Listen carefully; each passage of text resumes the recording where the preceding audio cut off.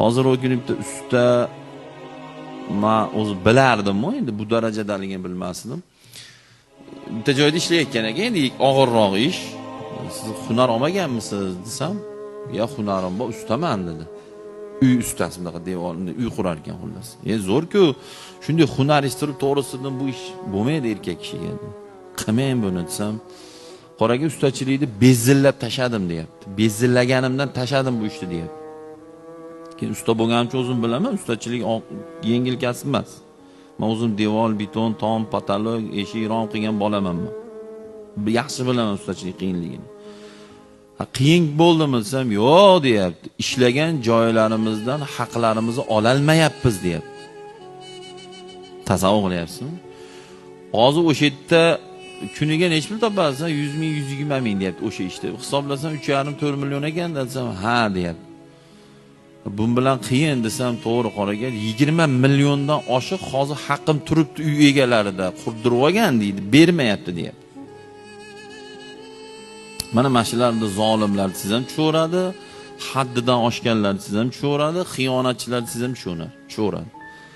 Tarixda yana qayta aytaman, tarix hamki boring, yana men 30 yil orqani aytyapman. 30 yil orqada men usta bo'lganman.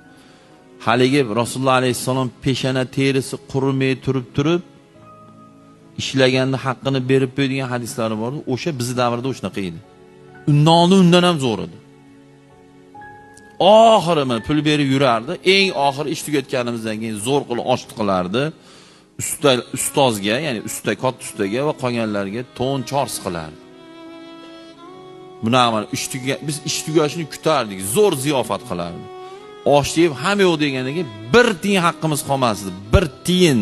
Shuning uchun xayr bo'lgan, barakot bo'lgan, zo'r bo'lgan.